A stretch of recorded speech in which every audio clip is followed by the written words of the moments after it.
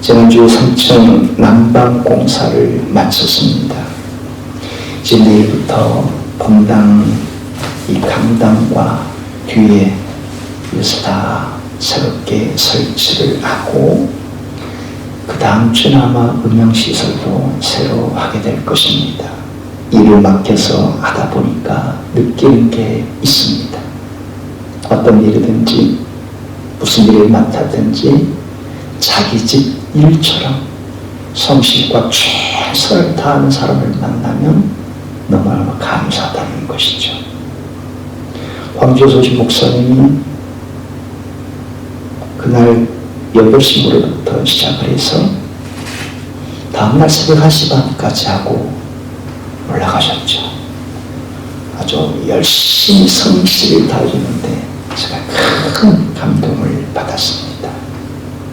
자기 교회 일처럼 우리 교회 일을, 자기 집 일처럼 그 집 일을 난방비를 공사에 최선을 다해주는 모습 보고 큰 감격을 받은 것이지요.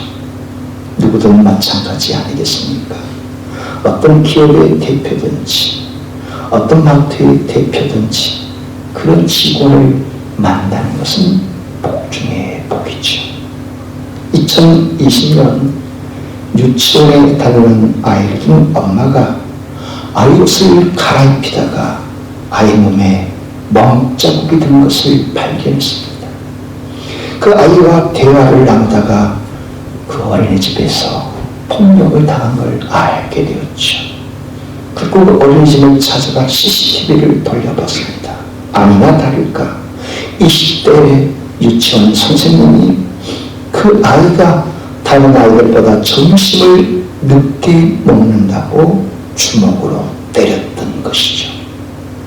2021년 나주에 있는 한 어린아이집에서도 마찬가지였습니다. 그 어린이집에서도 동일한 사건이 일어났는데 26개월 된 아이가 어린이집에 첫 등원을 했죠. 그런데 한 달 만에 온몸에 멍이 들고 밤마다 울 정도로 경기를 일으키는 것이었습니다. 그 역시 CCTV를 확인해 봤습니다. 한 선생님이 아이의 옷이 마음대로 벗겨지지 않자 아이를 내던지는 치는 것이었죠. 다시 아이를 끌어오더니 이번엔 몸이 휘청거릴 정도로 팔을 흔들어서 옷을 벗기는 것이었습니다. 점심 무렵 아이들을 재우는데 잘 자라 토닥토닥 하는 거지만 퍽퍽퍽 치는 것이었죠. 왜 그랬을까? 취재원이 원장님을 찾아 면담하고 조사를 하는데 그렇게 이야기하는 것이었습니다. 한 달 전쯤에 아이들 수가 부족해서 그 선생님에게 일을 그만둬야 할 지경이 됐다는 것이죠. 그래서 그 선생님은 보복성으로 아이에게 가해를 가했던 것이었습니다.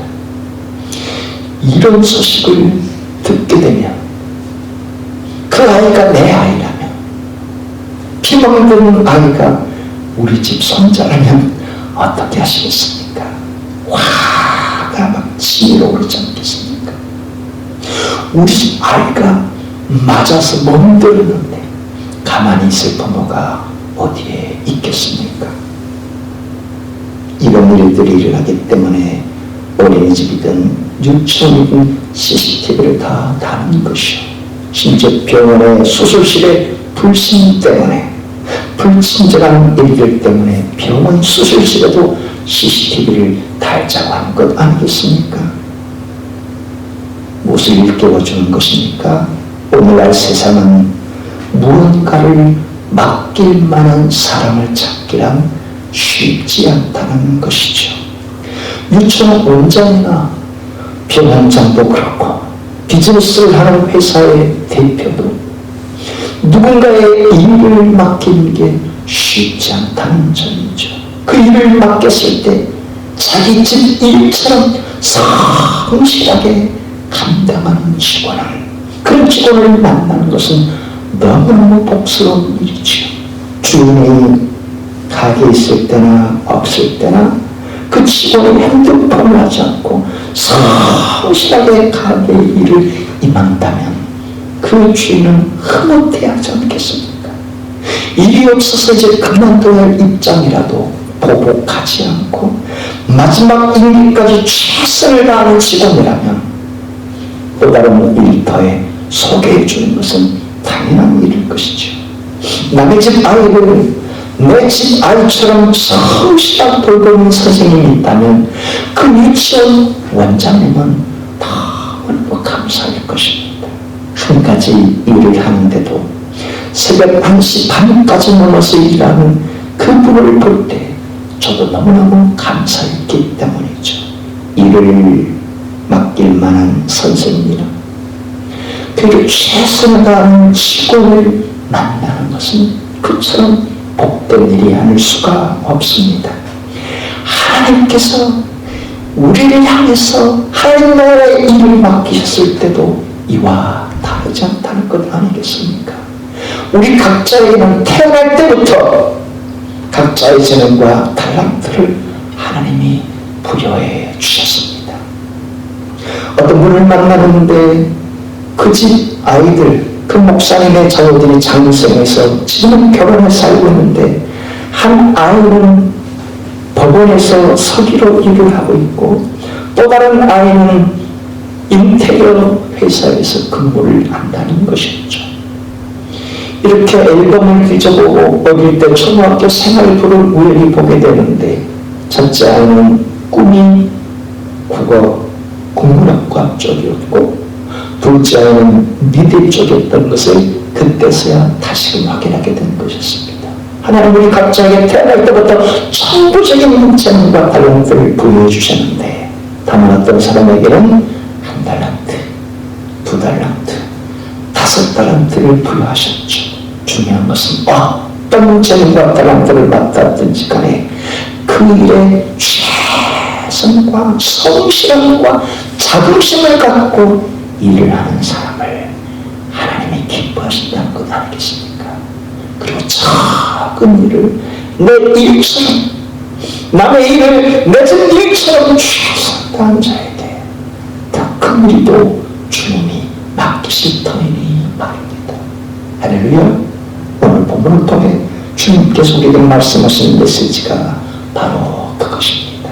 바울이 2차 전도여행 때 에게를 건너 유럽 대륙으로 진출했고 그곳을 거쳐 고린도 땅을 밟았습니다. 고린도가 어떤 도시였습니까? 로마 속주 중에 아가야라는 행정구역의 수도였고 인구 60만 명이 살던 대도시였습니다. 동서와 남북을 가로지는 항구가 있어서 무역의 중심지였고 무역 산업을 하기 때문에 돈을 많이 벌어들인 도시라 쾌락과 향락이 판을 친 도시였습니다. 더욱이 해발 575m의 아크로폴리스 성체 위에 아프로디테 신전, 비너스 신전이 거기에 우뚝 서 있었고 그 신전에서 일을 하고 섬기는 여사제가 1000명이 달했죠. 그 1000명의 여사제들은 낮에는 신전에서 섬기는 일을 했고 밤이 되면 고린도 시에 내려와 매음을 하던 여인들이었습니다. 그만큼 고린도는 바울이 그 땅을 밟았을 때 바울, 실라, 디모데, 누가가 그 땅을 밟았을 때 온통 영적으로 타락한 암흑의 도시였습니다. 그런 곳에 하나님이 보내셔서 당신의 교회를 세우셨던 것이죠. 그러나 바울 이름 스스로 교회를 세우시다는 건 아니고 그 바울 이름을 길 안내자요 조력자였던 유수도라는 사람이 주님의 일꾼으로 부름받은 것이 있습니다. 인구 60만 명의 도시 가운데 하나님은 유수도라는 사람을 영적인 핀셋으로 뽑아 바울의 이름과 함께 주님의 교회를 세우는 일꾼으로 삼았던 것입니다. 이것은 1892년 10월 18일 목포 땅에 참 복음의 씨앗을 뿌릴 때도 마찬가지였죠. 그 당시 유진대 선교사를 주님이 바울처럼 이 목포 땅에 보내셨고, 그 유진대에 말을 태워서 시장터를 안내했던 변창현이라는 사람을 주님의 일꾼으로 뽑으셨던 것입니다. 당시 인구 10만 정도가 사는 목포 땅이었다고 하는데, 10만이 넘는 목포 인구 중에 하나님은 변창현이라는 사람을 영적인 핀셋으로 뽑아 목포 처음 교회를 세운 주님의 일꾼으로 삼으셨던 것이죠. 32년 전 자유교회를 세울 때도 마찬가지 아니겠습니까? 당시 김서호 목사님과 그분을 도왔던 여러 조력자들을 통해서 하나님은 주님의 교회 자유교회를 세우게 하셨던 것이죠.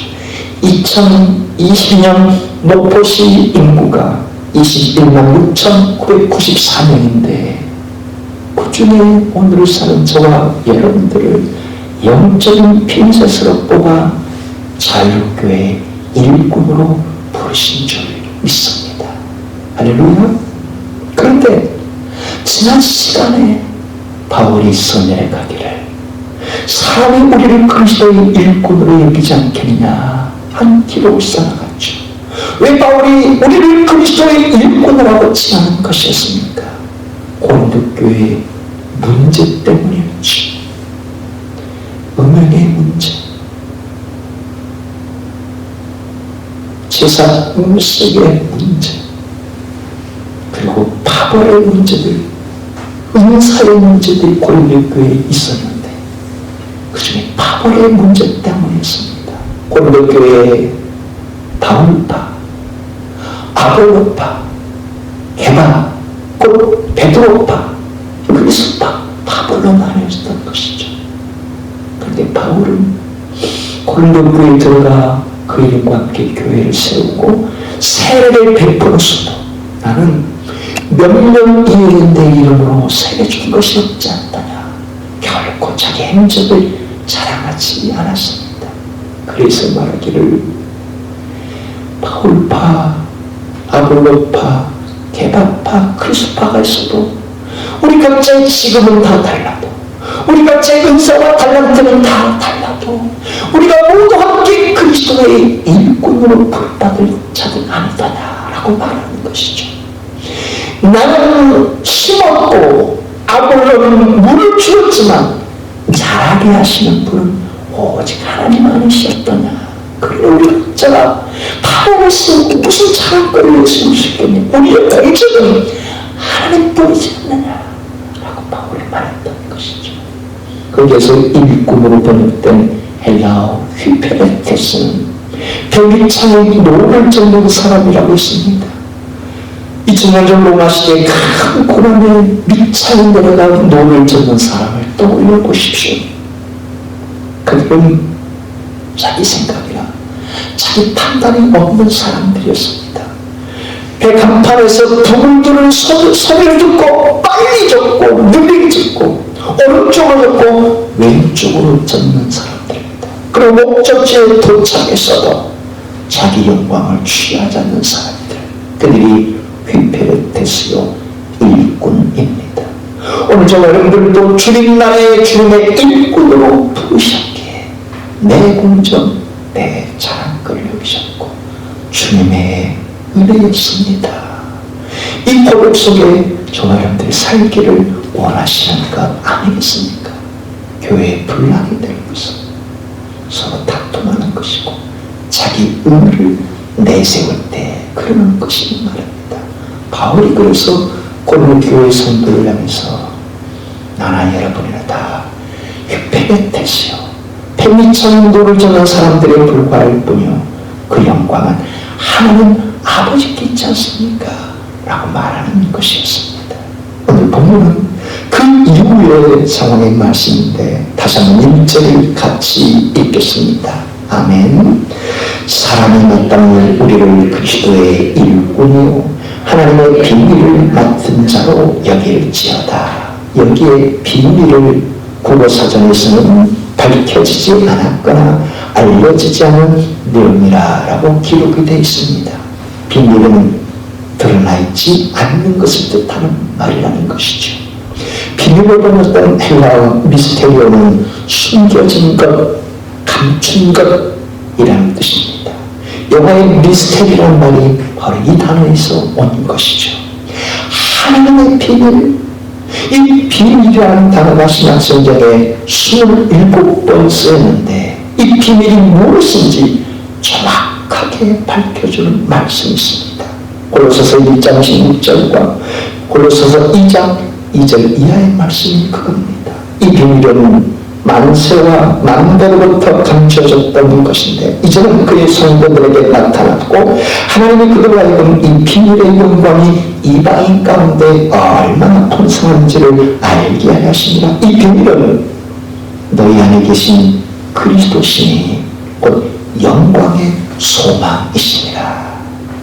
골로새서 2장 2절 이하에는 이는 그들로 마음의 위안을 받고 사랑 안에서 연합하여 확실한 이 모든 풍성함과 하나님의 비밀인 그리스도를 깨닫게 하려 함이니 그 안에는 지혜와 지식의 모든 보화가 감춰져 있느니라.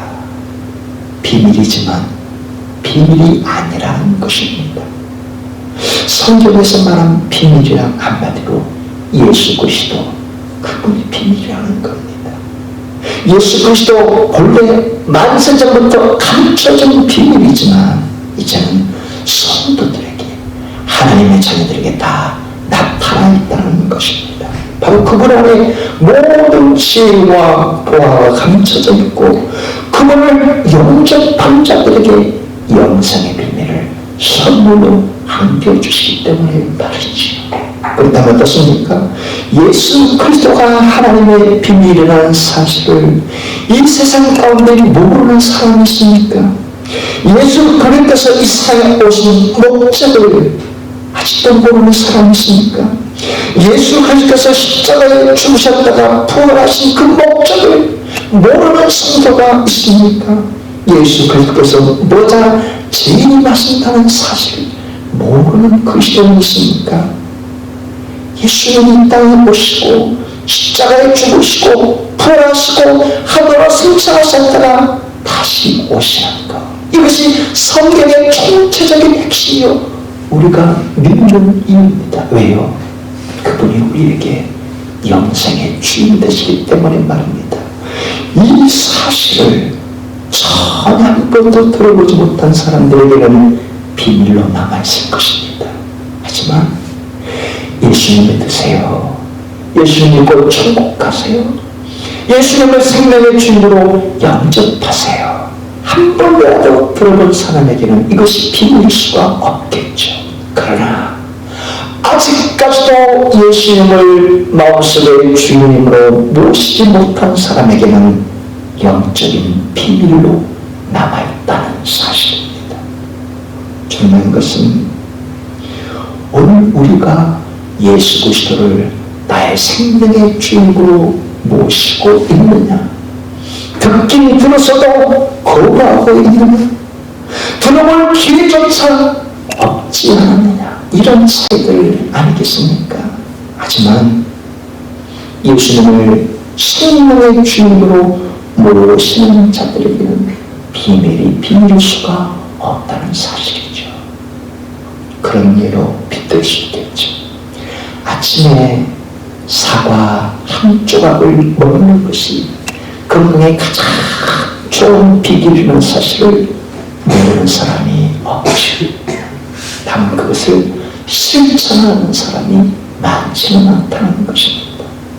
흡연은 백해 무이디오, 제가 책을 읽으면서 연구한 결과 막걸리 한 잔은 참 건강에 좋고 막걸리보다 더 좋은 것은 식초인데, 그러나 음주를 계속 즐기는 것은 몸을 해롭게 한다는 사실 누구나 다 알고 있지 않습니까?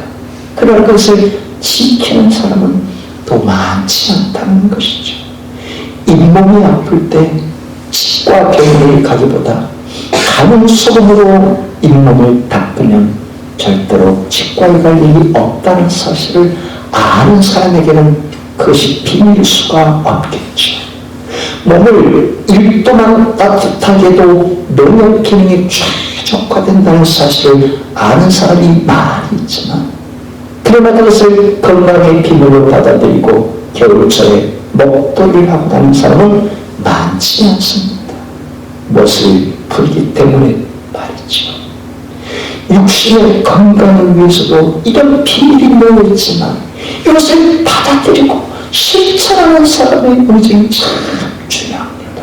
하물며 영적인 비밀을, 영원한 생명을 얻게 하시는 이 비밀이신 예수 그리스도를 마음속의 구주로 영접하는 사람에게는 이것이 비밀일 수가 없지만, 주님의 영원한 생명이신데도 마음의 구주로 영접하지 못하는 사람들에게는 비밀로 남게 되는 것 아니겠습니까? 그런데 바로 왜 하나님의 비밀을 이야기하는 것이겠습니까? 그리스도의 일꾼은 우리 모두가 그 비밀을 맡은 자이기 때문이죠. 다시 말해, 아직도 그 비밀을 모르는 일터의 동료들에게, 친척들에게, 내가 아는 사람들에게 그 비밀을 소개하는 자로 주님이 우리를 부르셨다는 사실 말이죠. 여기 비밀을 맡은 자일 때, 이 맡은 자가 헬라어로 오이코노모스입니다. 집의 관리자, 집안 일의 조력자를 뜻하는 말이죠. 신약성경에 10회 사용되는데 대부분 천직으로 번역된 단어입니다. 바울 시대의 부유층 사람들은 자기 집안의 일과 경제권을 자기가 휘두르는 것이 아니라 하인들 중에 제법 충성한 사람 청지기를 뽑아서 그 집안의 재물을 다 맡겼던 것이죠. 구약시대에는 누구를 떠올리시겠습니까? 요셉을 떠올리시겠죠. 보디발이 자기 집에서 조모로 들어온 요셉이었습니다. 형들이 요셉을 팔아 애굽에 끌려왔고 애굽의 보디발 장군의 집에서 일하는 하인이 되었죠. 그런데 이 하인인 요셉이 작은 일에 충성을 다하고 온몸을 다해서 헌신하고 자긍심을 가지면 최선을 다하는 이 일꾼 요셉을 봤습니다. 그리고는 점차 이 요셉에게 끔찍한 일들을 맡겼을 것이요, 그리고는 보디발의 모든 집안의 재물을 요셉에게 다 일일했던 것입니다.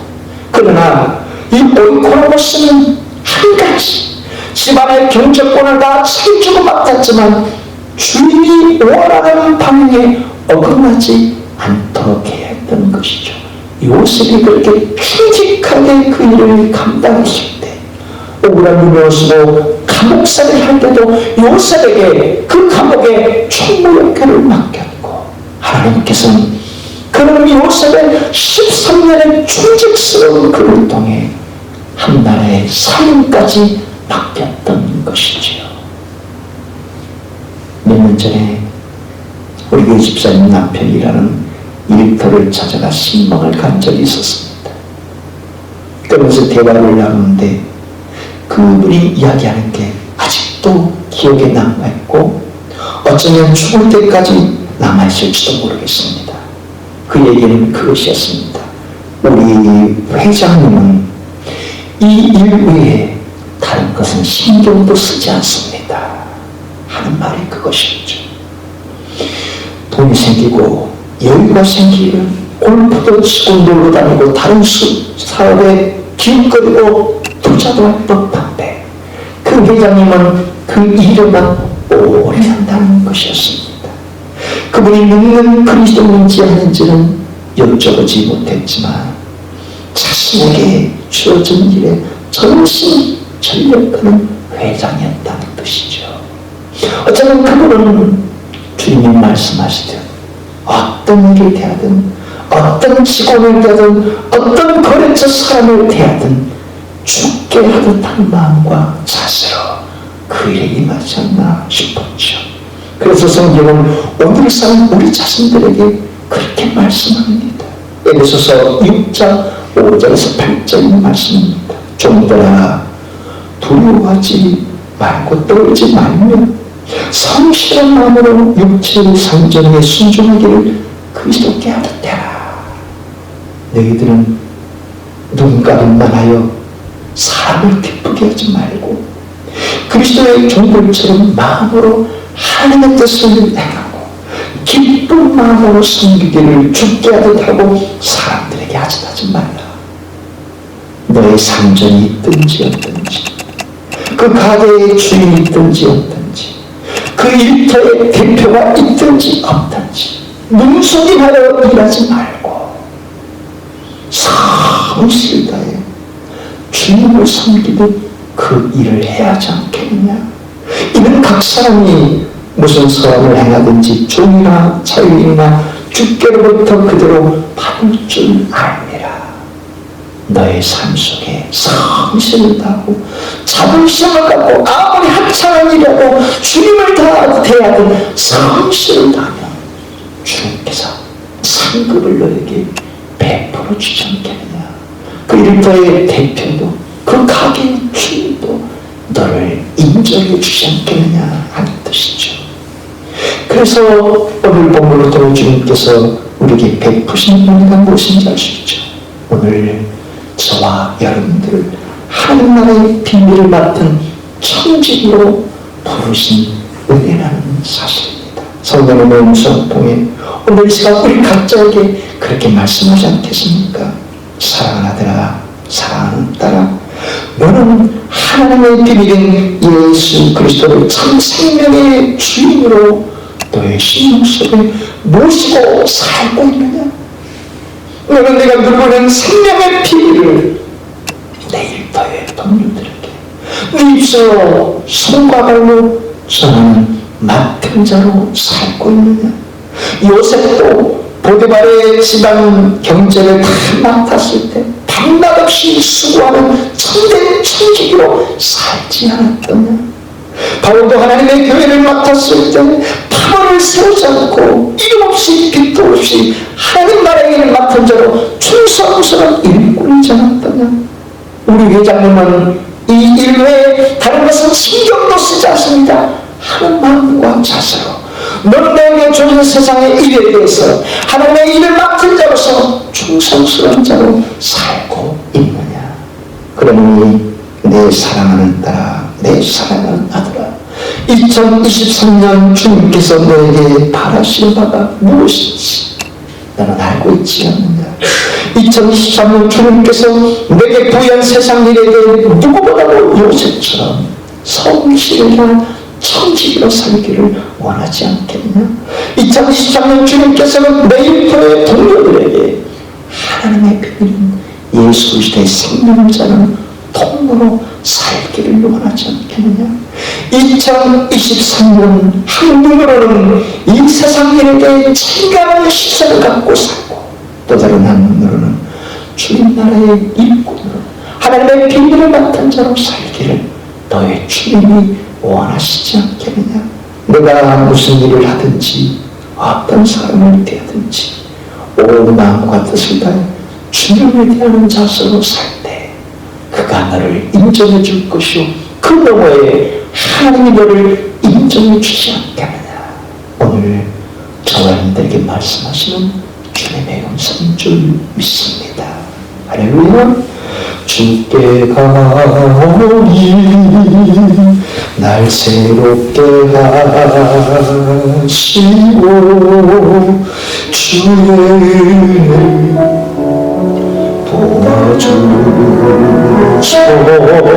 도와주소서.